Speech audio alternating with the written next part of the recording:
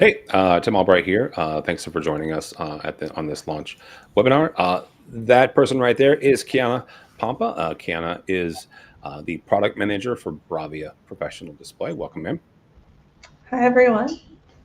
So today we're going to talk about advanced display solutions for the evolving AV and IT landscape. Before we get into that, first of all, thank you for joining us, the AV IT user, for really just kind of giving us an hour of your time, letting us hang out with you. Please ask questions, right? One thing here is that Kiana is an incredible resource, and you need to pick her brain and get everything you can out of her. While we have her here for this hour. You can ask questions there on the right. If you scroll to the bottom, you're also going to find a networking section. Now, this is a little bit like a trade show where you can connect with other people. You can send direct messages, start conversations with anybody below this part right here. You can also check out the polls. We'll be posting several polls throughout the next hour. If you scroll all the way to the bottom, you'll find both Kiana and I. And if you click on our names, you can connect with us on LinkedIn. So Kiana, tell us a little bit about yourself and about what it means to be the product manager for BRAVIA. Awesome. Okay. Well, like you said, my name is Kiana Pompa. I'm the product manager for our BRAVIA Professional Displays. And I know BRAVIA is a big name in the consumer world. And my mission in life has been to make it a big name in the professional side as well. Yeah. So Pro BRAVIA is really my focus. But before that, I was a sales support engineer at Sony as well. So my career at Sony has now, I'm coming up 8 years in September, which is so crazy to think how time flies by. So essentially, my background is in AV in general, and then we have cameras, LED. I dabbled in all of that until I became product manager as of a year and a half ago now. So Very exciting. cool. Yeah. So let's get into the BRAVIA. But you mentioned the fact that the BRAVIA is certainly well known in the consumer side. I would argue it's also becoming really well known on the commercial side. Let's kind of break down the BRAVIA itself. First and foremost, let's talk about picture quality and why picture quality matters. Definitely. I think that Sony has always been in the forefront of picture quality, and this is really kind of like what we coin ourselves, right, on the consumer side and the professional side, is creating a canvas for the creator's intent. So that's really, really meaningful to us, considering that we are also a broadcast camera company, right? We are creating content. We want to make sure that whatever we use to play back that content is really giving your image justice. So this is where the Pro Bravia line comes in with like all of our picture quality. So we support like Rec 709, VT 2020, HDR, HDR10. So all of that, beautiful imagery, you have confidence that, your logo is going to be a true red or a true black. And this is nothing new on our display line, but something that we did launch that has been recently new is called Deep Black Non-Glare. And this is just our fancy way of saying haze coating. And of course, I know that haze is not something that's a new technology. It's been in the market for a very long time. And we are a little late to the game, but we always say at Sony, soon only not yet, because we definitely make sure that we test everything before we go to market. So with our deep black non-glare, it's basically a combination of anti-glare and low reflection. So we give that both on our display to give it like a special coating where if you know what haze is a lot of the times it's one or the other. And on top of this, you have to sacrifice one thing. So either it's going to be the black level. So because of this anti-reflection, you kind of have like a grayish white coating on top.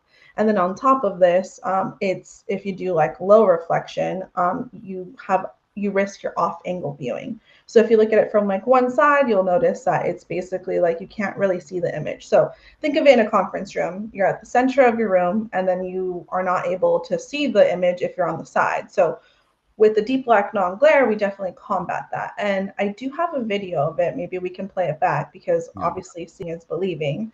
But essentially it's a comparison of what traditional displays look like without that deep black non-glare. And you'll see that even in like a conference room setting, think of it like when you walk into a restaurant and you see one of those menu boards. And a lot of the times we don't think about this. We don't think about how displays have different types of technology where it depends on how well you can read it, right? So imagine coming into a restaurant and not knowing what to order because you're off access.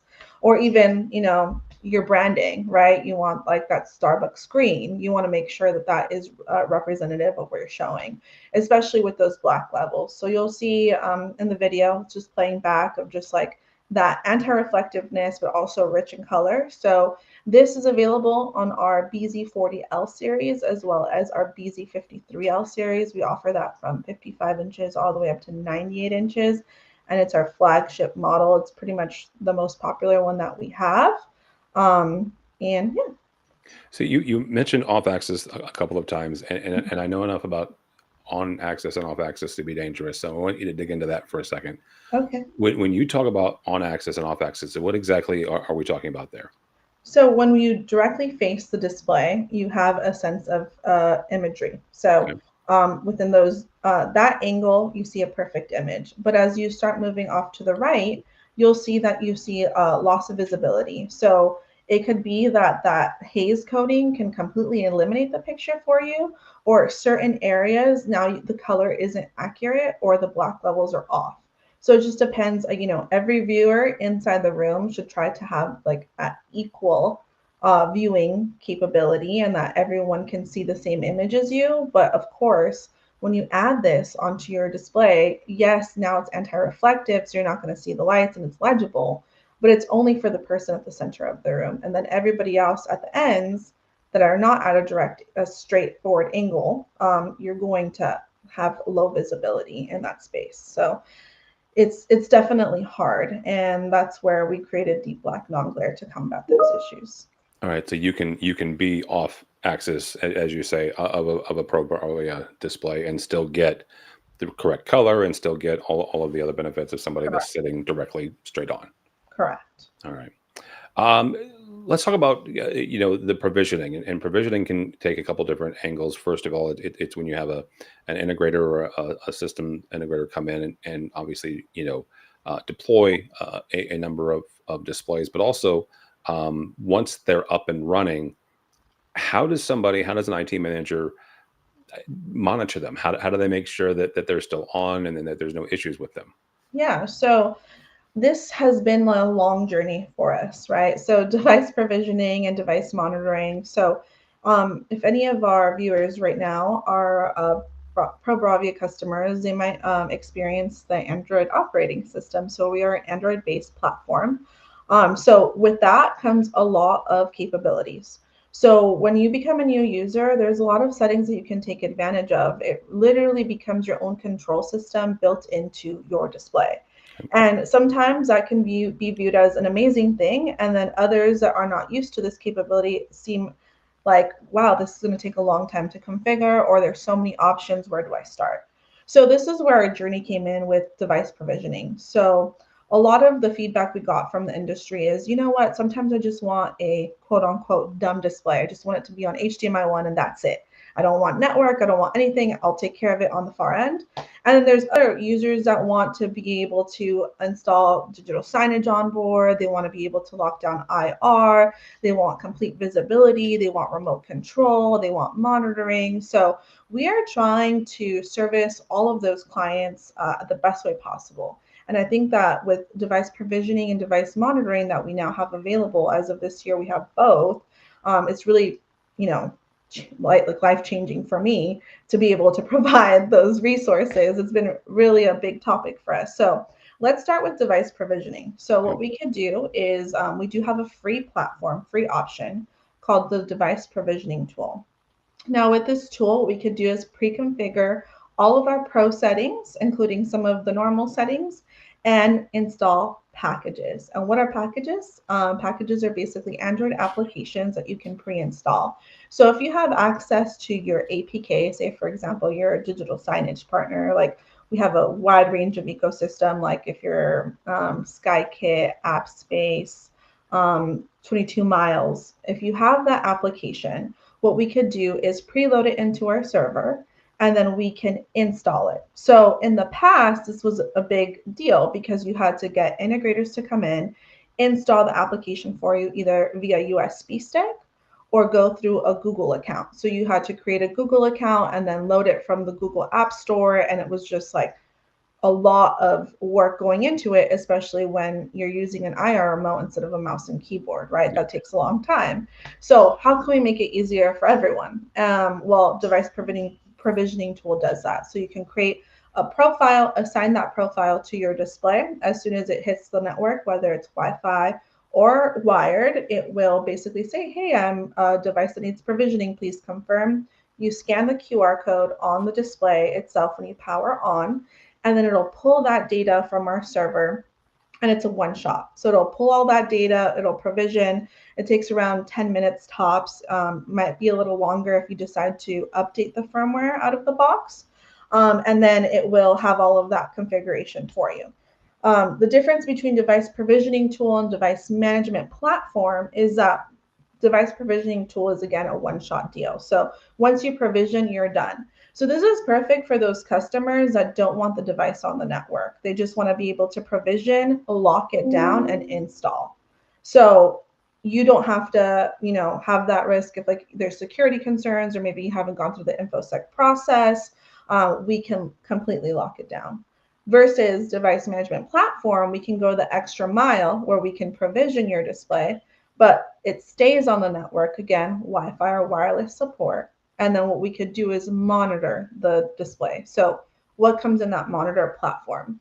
So you have access to screenshots, so you could see what the display is doing in real time. So if you want like proof of play for digital signage, or say, for example, you're troubleshooting in a conference room, you can see what that end user is seeing on the far end as well. We also have an alerting system. So say, for example, if the display goes offline, it will alert you either via email or through your username. You can set up a schedule. So say, for example, you during business hours, power on and off. And again, it will notify you if a display is offline or online with not in those hours. You can have multiple users. So you can create as many users as you want to manage this platform. For integrators, you can use it as a service. So say, for example, you have multiple clients and you want to be able to provide that. You can create multiple tenants, multiple organizations, and support them remotely as well. The same platform allows you to update the packages. So we talked about having digital signage on board. So say, for example, if AppSpace has the newest, latest, and greatest package, instead of going through the Google Play Store again, you can upload the latest APK and then push that to your whole fleet of displays. So you make sure that you're always, up to date. Same concept with firmware. We can also update the firmware on that device management platform. And if anything goes offline, you'll see directly on that platform as well. On the firmware update, is that something where you have to actively update the firmware? You can't set it to where it does it automatically, right? Unfortunately, no, because doing a firmware update does take a lot of bandwidth. So we want to make sure that you are the one initiating it. And we don't do bulk where we do like 100 at a time, because again, it's bandwidth intensive. So we do have to do it one at a time when we do a firmware update. I would say it's fortunate that you can't schedule a firmware update. Exactly. We don't want to break any. You don't want to break anything, and exactly. There's an old adage in systems programming: you don't update on Friday afternoon. That's a bad idea. You mentioned a couple of things there. One of the things about the provisioning tool is it actually shortens the amount of deployment time, which, not to be silly, but that equates actual real dollars, because depending on the labor rate and all that jazz, your systems integrator doesn't have to spend as much time on site doing this, and it actually shortens the amount of install time. When it comes to any sort of management platform, though, I want to ask you, Kiana, do you have the ability to bring that system in either through API or something else like that into another, let's say, single pane of glass is one of those common phrases, but another monitoring system such as ServiceNow or something like that? So yes, so we, as of right now, the device management platform doesn't have a specific API built in. But say, for example, like ServiceNow, we can email like your ServiceNow account to create a ticket for us.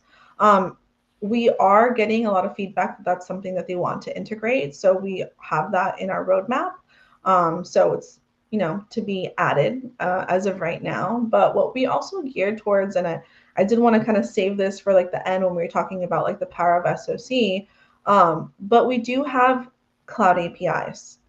These cloud APIs are basically being, as of right now, our first iteration of them have been released to our certified partners per se. Okay. What are these partners? Think of them like Crestron, Logitech, Extron, Kramer, our digital signage partners like AppSpace, 22 Miles, Navori. They would have access to this API. So at the end of the day, something that's completely different with Sony is that we don't have our own signage application, and we also, we just launched our device management platform. But we know that you as an end user probably have already standardized on other platforms. And the reason why we released our own, it was just from the market, the request from the end user, right? So what we're seeing now is that now that we have it available, they're like, wait, we love this, but I would love to see it on Crestron. Can we put it on Crestron XIO? Yeah. And our response has been, yes, we would love to see it there, right? So what we're doing is now creating this ecosystem of open source platform with our cloud APIs. So partners like Crestron can have access to our cloud APIs. We just need voice of customer, right? So if you're that end user that has standardized on whatever platform it may be, and you want to see your Sony device from that dashboard, let us know. Reach out to me, reach out to your third-party partner and say, hey, I want to see Sony on my dashboard. They have access to it now. It's just a question of them developing it and integrating it into their platform. And of course, that does take time. It's not something that you're going to see tomorrow, right? But now the APIs are available, and it's just creating that buzz in like the industry. No one wants to pay for like 3 subscriptions, right? No one wants that. So we're definitely cognizant of it, and we're trying to move towards a solution that unifies all platforms.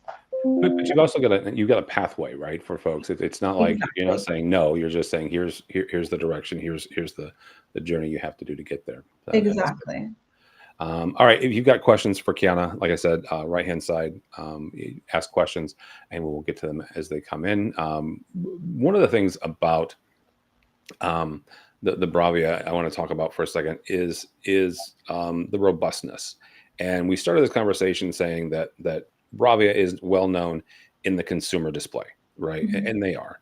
And you guys have been talking about the commercial display for a number of years now. And one of the things that I learned a long time ago, I won't tell you the whole story, but let's just say that I made some mistakes when I was designing a system, and I put in some consumer displays, right? There is a vast difference between a consumer display and a commercial display. So let's talk about the robustness first, and why, Kiana, somebody would want to go with a commercial display, and not do what I did and put in some consumer ones. Yeah. I think this conversation is just like an everyday battle for me, right? For like an end user, it's so easy to just, go to Costco, Best Buy, and get like the most cost effective one. Yeah. But I think at the end of the day, what you're really paying for is the fact that it is going to be a 24/7 operated display. We test it for this. We test it for portrait and landscape installation. We make sure it's rugged enough to, like dust, right? Where you're installing it, we think about those things. So when you're buying a commercial display, it's being used 24/7, say in like an airport, in a train station, in a corporate environment. And we want to make sure that we're building a display that you have confidence will work every single time, right? So that's a really big deal for us. We also have everything built into it for commercial installation. So it basically comes with like spacers to do like center mounting. It also has a reinforced structure. So, one of like my claim to fame with BRAVIA is that we have a very low failure rate, and that really has to do with the encasing around it. So when it does get delivered to you, you have that peace of mind that your display isn't cracked, right? It's very robust. And I would also say that the applications, right? When you install it in a corporate environment, you want to make sure that the display is going to respond and be operational 24/7. So you want to have that peace of mind. When you purchase a consumer display, it's not always the same. And say, for example, you need support. When you purchase through the pro channel, especially with Sony, although we're such a large organization, I always say that we still run as a small business. So what I mean by that is that you have access to our sales support engineers for pre-sales. So we have territory-based sales support engineers, what I was in the past, my first job here at Sony. And what happens here is that if you are an end user, installer, integrator, it doesn't really matter. You have access to your sales support engineer and you can call them directly. I think the beauty of this is, say you're on the East Coast and it's after hours, you always can call the West Coast person, they're still there. And you just have a live person to talk to. And this is only available in that professional channel. So if you have questions about the menu and, hey, how does this work? You have a person to go to. And then on top of that, say, for example, there is a defect and you need a replacement unit.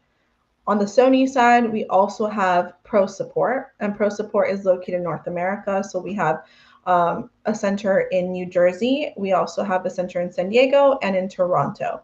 So really great that everything is local. We have a 24 to 48 hour turnaround time. Our displays are advanced replacement. So say, for example, if anything breaks, what we do is we send you a replacement unit. We do not repair. So that's another amazing perk when you purchase professional. Professional displays also have a crazy warranty, at least on our side. So we talked about that deep black non-glare coating that's available on the BZ40L series and the 53L series.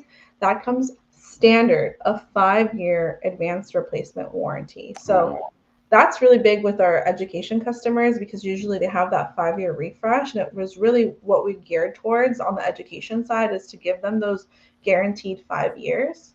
So for that model, they already have it built in. So they have peace of mind. If anything goes wrong, they have Sony to back them every step of the way. And then any of the other models that we have in our lineup, that's a 3-year advanced exchange warranty that can be extendable up to 5 years for an additional fee. So pretty amazing there.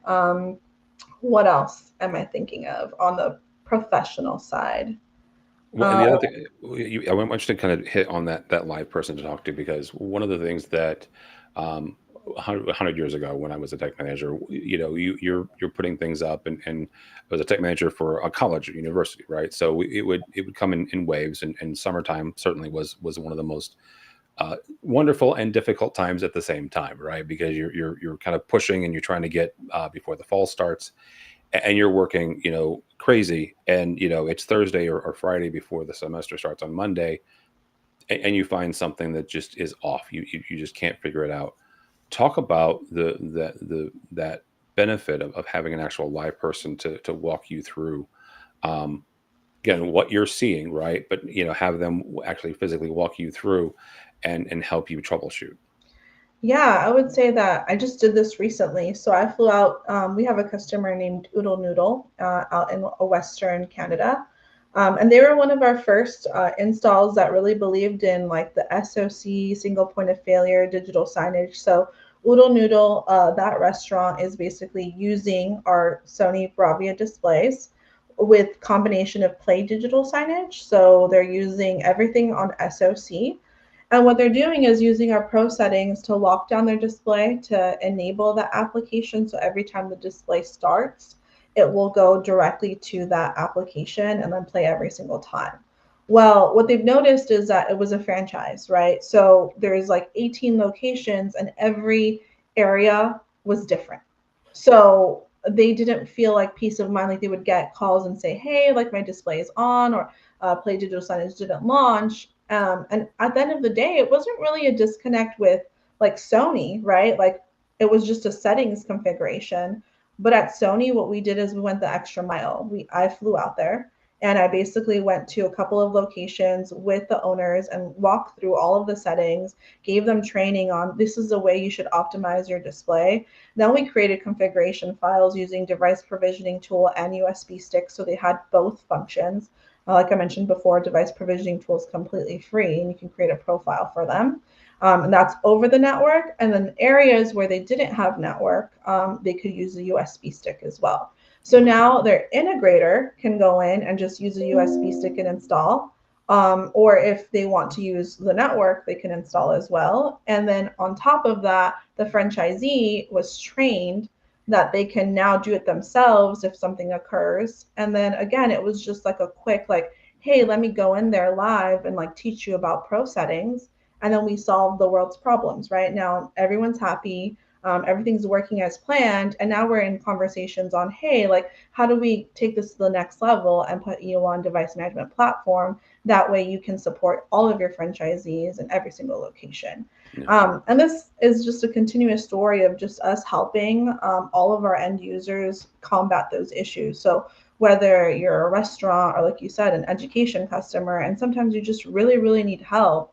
I remember going to one of our customers in Arizona and bringing in a engineer from Japan because they were having issues with like their projectors. Like we genuinely really care. And I don't say that just because I work at Sony, but I personally care about all my customers and I want to make sure that they have a good experience, especially when they're entrusting me in trying a new system, right? Something that's new for them. Like they've never done digital signage over the cloud. They've never done anything over the network. So I just want to make sure, even if it wasn't my fault or it wasn't my display, you just missed a setting, I want to make sure that you're happy with your display and your experience. Yeah, absolutely.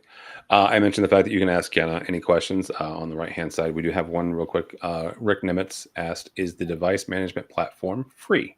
That is a good question. So again, two different platforms, one for provisioning and one that has provisioning, monitor, and control. So that's the device management platform, and that one does come with a fee if you're going to remotely manage your display. This is because we do have to place the device on the cloud, so that's data that we're storing.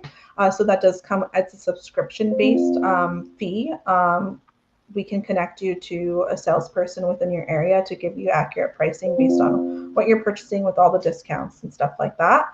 And then if you want device provisioning tool, I can hopefully send you over a link, Tim, Yep. that we can post in the chat. You just create an account and you can start provisioning today. Super Okay. simple. It's completely free. Excellent. Kiana, you mentioned Oodle Noodle, which I love that name. But you've also got a couple other use cases. One is very close to me in St. Louis. Yeah. Over just across the state, the Kansas City Chiefs standardized on Sony BRAVIA displays. Talk about that installation. Yeah, definitely. So they're putting it in their stadium and their suites. We really won that because of our image quality representation of that true red color, right? So that's a big deal for them and making sure that it's color accurate. And then the pro settings, being able to lock down their display was also a key win. At the time of installation, we didn't have device management platform live. So we're hoping maybe that would be the next key win there, is if they want to manage their displays remotely, maybe we can, convince them to use device management platform. That's not our only stadium win. You'll see a couple of Sony logos throughout the stadiums that haven't been officially approved to talk about. But one of them we do have is the San Diego Padres. They're a big time long partner. They're down the street from me. And all of those displays are also Sony. So that's something really big for us as well. In the corporate side, we have a lot of wins as well. They're probably our corporate has been our number one display management customer because that's been very, very important to them, is to be able to make sure that these displays are online. And then education, that has been the forefront of our business. It's kind of where we started, was our education focus. Like I mentioned before, that 5-year warranty really attracts our education customers. And with our education, they love the fact that it's like a consumer crossover. So we have a lot of key wins in like their residential halls. So say, for example, like because we're an Android operating system, you have access to all of the consumer applications as well. Okay. So if you want like Netflix, YouTube, you can preload that onto the display. And then you can specify what applications end users have access to and what they do not. So that's really, really cool. And I think that leads into now, like post-COVID, that work from home environment. I always say, like, think of it like a work hard, play harder. So what you could do is take that Pro Bravia display and install, like, say, a Zoom client, and you can take Zoom calls directly from the display or do like a plug and play where you can pull in your laptop and the display will automatically recognize your HDMI signal, and then it will switch to that input. So say if you're watching like YouTube or you're watching Netflix at home, and then you plug in, it's like, okay, it's time to work because I'm working from home. You can plug in and then you can take a conference call, and you can basically optimize your display for that type of workflow. So I think that's one of the coolest things that I do at my home, is having that cross functionality where I could use my display as a consumer product, but also have all of the professional stuff built in. No, that is really cool. You mentioned education there, and the 5 year replacement. Talk about what does that look like? Because you know, how do I go about, actually, if something happens in that first three to, those first 5 years, what does the process look like for the advanced replacement? How easy is it to get a hold and start that process? Yeah, I mean, I think that that's a big deal, right? Everyone says about their warranty, but how do I get access Yeah. to that? So, super simple. I always say the easiest way to do it is, although we do have a phone number we can put in the chat, I think the easiest way to do it is to email prosupport@sony.com. Okay. And the reason why I say email is the best way is because you can provide pictures. So, say for example, the biggest claim that we get is damage during shipment, right? Hmm. It's probably every display manufacturer's number one thing. I don't have control over every single driver, unfortunately. But if that does happen to you, what I would request for you to do is email prosupport@sony.com. If you have images of the display and the box, that is super helpful. Please provide that in your email. And then if you provide the address where you want your replacement item to be shipped to, your contact information, and basically information of what happened and what went wrong. If you have this all documented in one single email, we normally don't ask follow-up questions. If you've already given us all the information, we just say, thank you for contacting us. Your replacement has been approved. Here is your tracking number or the expected time of when we will give you a replacement unit. So we try to make it as painless as possible. Of course, if this is something that we need to troubleshoot, so say, for example, like, hey, my RS-232 is not working, send me a replacement unit. That's not going to happen. We are going to do our due diligence to make sure that, you have the right commands. Maybe it's your wires. So those things, again, still email us, give us full information, like your model, your firmware, any like the controller that you're using. Basically, just work with us for those things. We obviously still need to troubleshoot, but at the end of the day, we do send a replacement if it is at our fault, right? So we will, again, you're backed up by the Sony advanced warranty. But yeah, anything that needs to be troubleshooted, we do have a 24 to 48-hour turnaround time. And then you have my LinkedIn as well. So if you need anything escalated, you can always contact me, and I can definitely help you as well. Yeah. And if it is your RS-232, flip your pins 2 and 3 and then call Kiana. All right. Just do that. Again, I used to do this. All right. And I have unfortunately flipped my pins one too many times. I mentioned the fact that we've got questions. Hit those up. We've got a couple more we'll get to in a second. Kiana, we've done a couple of acronyms. The next one we're going to hit is SOC. So before we go through SOC, define SOC for me. Okay. So it's system on chip. So Okay. that's always like a fancy way of saying we're running an operating system on board. That's the Android operating system. I think SoC has just become a big buzzword within our industry, but it's basically like having a computer on board your display. So it's an all-in-one. All right. So system on chip, it's an operating system on board. So why does that matter in a commercial display? Really good answer. So I think really good question. So I think the first thing that I would say is it's low cost to entry. So when you are doing any kind of setup, right? Say for example, in corporate, we're doing video conferencing. We're going to purchase a camera, a microphone, a PC to run all of this. For simple spaces like huddle room spaces, when you don't need anything crazy like a big, Logitech Rally and Tap, and it's just just a one-on-one video conferencing, say for your home office or huddle room space. What we could do is do it all on board with the help of Zoom, for example. For digital signage, again, if you there's always a time and a place, because I always say like external boxes are needed in a lot of applications. So say for example, like a partner 22 miles, we could do both, where we do onboard digital signage if it's simple. But say for example, wayfinding that requires touch capability and drag and drop and more examination, that requires a beefier processor. And then that's when we upgrade to external boxes. So there's a benefit for both, but if you can run SOC, the beauty of it is you don't have to purchase all of these external things. And then I would say another point to make is that it's fewer areas of failure. So if you have an external box and it's running your digital signage content and that goes down, then you have to replace that. I mean, the display is still good. But then on top of that, that's also another configuration. Are we going to have to, purchase another license, change that subscription, etc.? So it's basically fewer points of failure. Just have one person you deal with, and then if you need a replacement, again, backed up with a 3 or 5 year advanced exchange warranty, which is pretty amazing. And then again, one thing to troubleshoot, we have that capability all in one, where we can do device management platform and install packages remotely. So that's another beauty of doing just a single SoC. You're only troubleshooting one display, one item in your network. When you're looking at and talking to, let's say, education here or corporate, and they're designing and they're talking with their systems integrator, or they're just going through the process and saying, okay, here's our list of needs and wants and desires, right? Here's the problem we're trying to solve.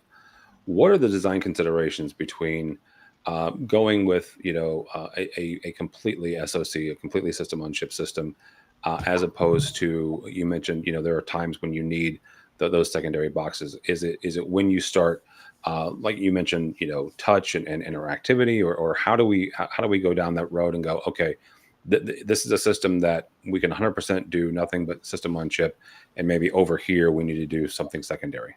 Definitely. I think it's a conversation that you start with at the very beginning.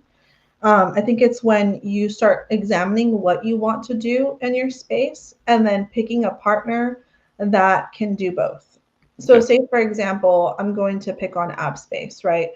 Say for example, you start off as an ecosystem where I just want to do digital signage. But then later on, you're like, well, maybe we could do room booking. And then maybe we could do a self check in kiosk. AppSpace kind of offers all of those solutions where you can help grow, right? Where does Sony come into play? Obviously, I don't have something super small that could be a kiosk. The smallest thing I have is a 32-inch.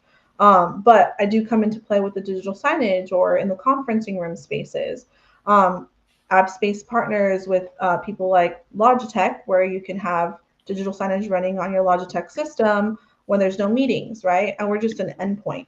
And at that point, it's an external box. But say, for example, in the hallways, when you just want to show a schedule or campus-wide information, we're an endpoint and you don't need an external box, so that you can save a little bit of money there where you don't have to purchase anything else to add to the display.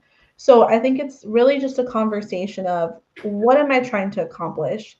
And in the future, do I have a possibility for growth so that I can specify the correct partner to align with? And even if I decide not to go that route, and maybe I'll never use video conferencing systems, or maybe I'll never use a kiosk, I have that peace of mind that I can grow with that partner.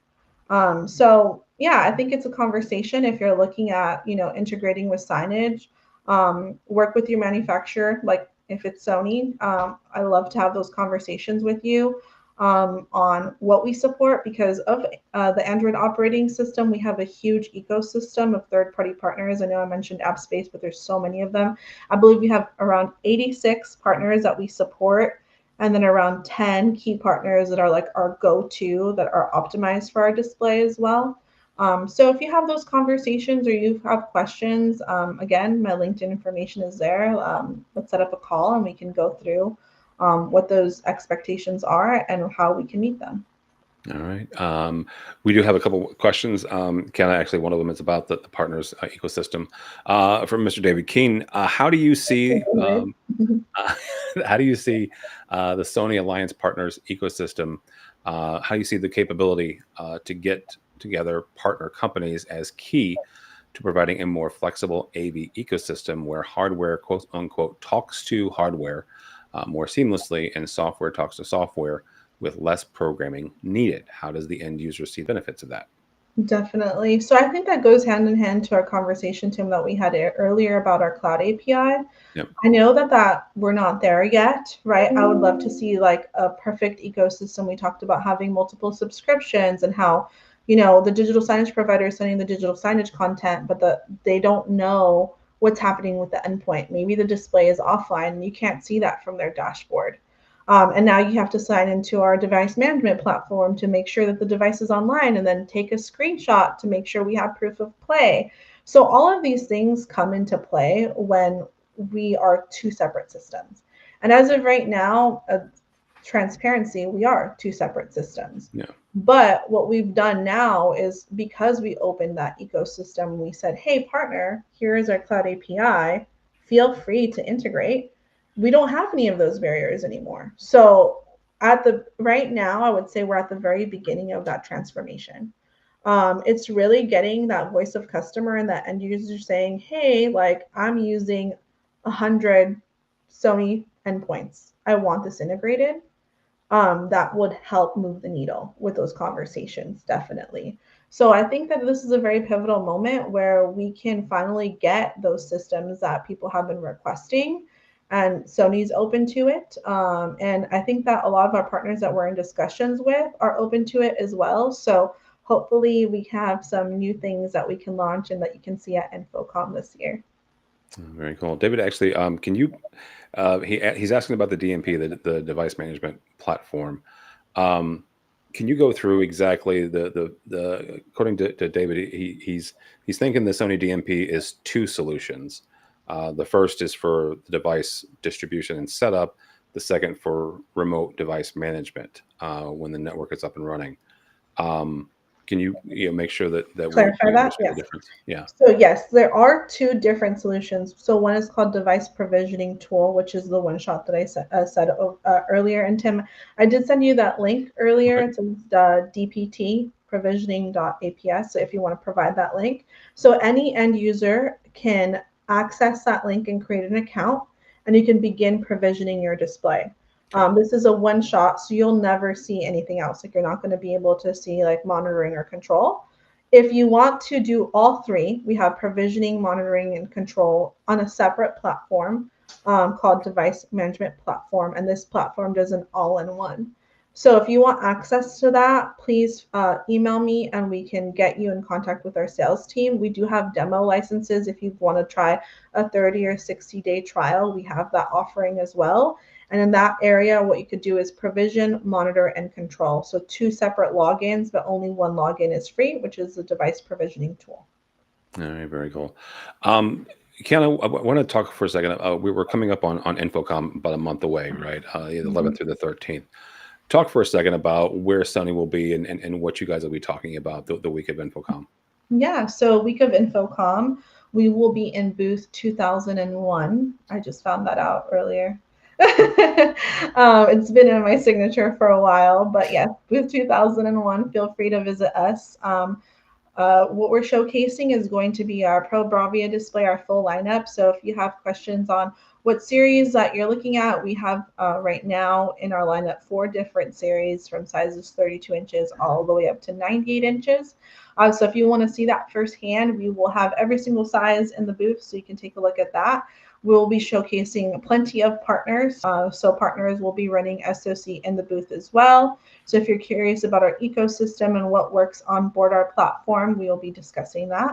We will also have a full demonstration of our device provisioning tool and our device management platform. So if you're curious on what the differences is and like what the interfaces look like, we will be showing them firsthand there. And we will kind of have like a sample provisioning process so that you could see what it is firsthand. Wow. We also will have Crystal LED there like always. Love that experience all the time. So you'll see Verona there as well, our virtual production installations, and you can compare also different pixels on that side. And then we'll have a corporate area that will show different meeting room configurations, whether you decide to go like good, better, best. So one of the installations is going to have crystal LED. Hopefully I'm not saying too much. Just like a little highlight. And then we'll also have in education PTZ auditorium area where we'll show the latest and greatest technology of our PTZ auto tracking cameras, which I love. If any of you have ever seen our SRG A series cameras, it has auto tracking built in. In my past life as a sales support engineer, I was always really, really impressed with this demo. So if you do have time to see it, I would recommend doing that. It's all in one, so the auto tracking is built in. And now we have upgraded versions on our broadcast rated cameras that have the all-in-one built into that platform as well. So if you're looking for a better image quality, the BRCs now have it. And we're going to have a tech suite that will showcase like a demonstration, because obviously on the show floor, it's kind of difficult to do it live with so many people going back and forth.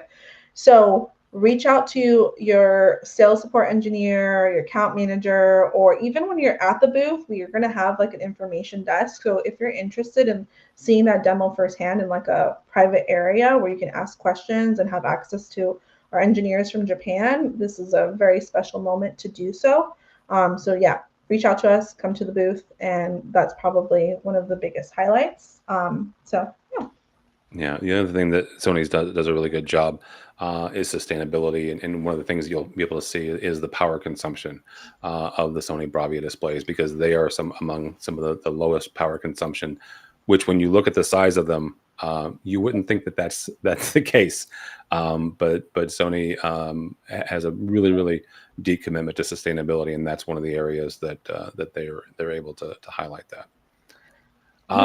Kiana, one of the things that other places people can see the BRAVIA display, the Pro BRAVIA display, you guys have showrooms, several different showrooms throughout the country. If they're not going to Infocom, how do they find a showroom that is relatively close to them? So we have a couple of options. So we have one in San Diego, which is relatively close to me, which I run the San Diego office one. So in that showroom, you'll see like, again, our cameras, our PTZ and our crystal LED options. And then we have another one in LA where we can see the virtual production configuration, which is really cool. I recommend that one. It's probably one of my favorite locations, but I'm a little biased because I haven't been to all of them. And then we have one in Texas, one in Florida, one in Illinois, and I might be missing one. I don't know, Tim, if Kelly gave you a list, but we do have.